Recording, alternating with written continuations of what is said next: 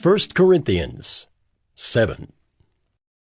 Now, concerning the matters about which you wrote, it is good for a man not to have sexual relations with a woman. But because of the temptation to sexual immorality, each man should have his own wife, and each woman her own husband. The husband should give to his wife her conjugal rights, and likewise the wife to her husband. For the wife does not have authority over her own body, but the husband does. Likewise, the husband does not have authority over his own body, but the wife does. Do not deprive one another, except perhaps by agreement for a limited time, that you may devote yourselves to prayer. But then come together again, so that Satan may not tempt you because of your lack of self-control. Now, as a concession, not a command, I say this. I wish that all were as I myself am, but each has his own gift from God, one of one kind and one of another. To the unmarried and the widows I say that it is good for them to remain single, as I am. But if they cannot exercise self-control, they should marry, for it is better to marry than to burn with passion. To the married I give this charge, not I, but the Lord.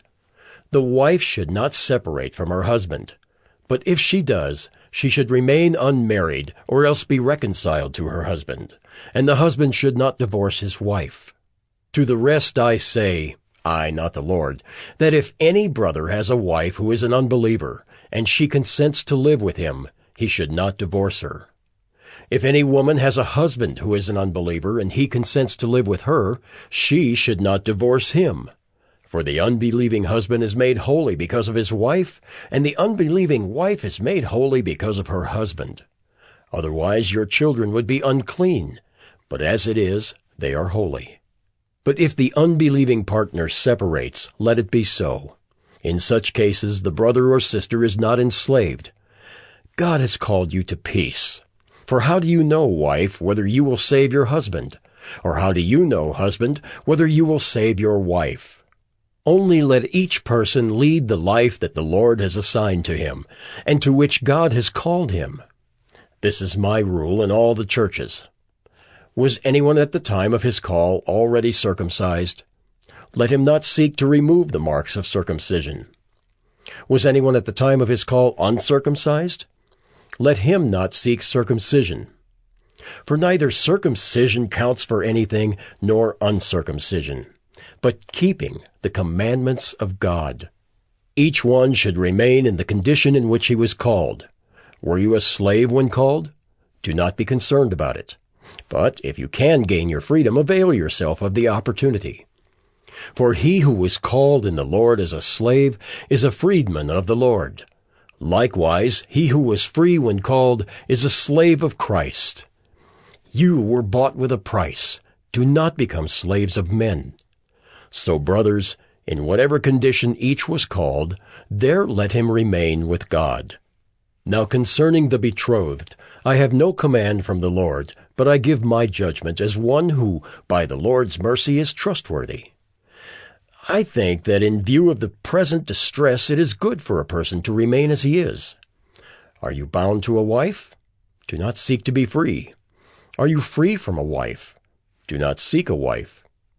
But if you do marry, you have not sinned, and if a betrothed woman marries, she has not sinned.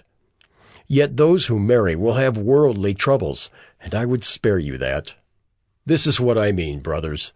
The appointed time has grown very short. From now on, let those who have wives live as though they had none, and those who mourn as though they were not mourning, and those who rejoice as though they were not rejoicing, and those who buy as though they had no goods, and those who deal with the world as though they had no dealings with it. For the present form of this world is passing away. I want you to be free from anxieties. The unmarried man is anxious about the things of the Lord, how to please the Lord. But the married man is anxious about worldly things, how to please his wife, and his interests are divided. And the unmarried or betrothed woman is anxious about the things of the Lord, how to be holy in body and spirit.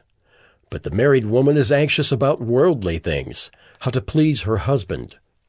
I say this for your own benefit, not to lay any restraint upon you, but to promote good order and to secure your undivided devotion to the Lord. If anyone thinks that he is not behaving properly toward his betrothed, if his passions are strong, and it has to be, let him do as he wishes. Let them marry. It is no sin. But whoever is firmly established in his heart, being under no necessity, but having his desire under control, and has determined this in his heart to keep her as his betrothed, he will do well. So then, he who marries his betrothed does well, and he who refrains from marriage will do even better. A wife is bound to her husband as long as he lives, but if her husband dies, she is free to be married to whom she wishes, only in the Lord.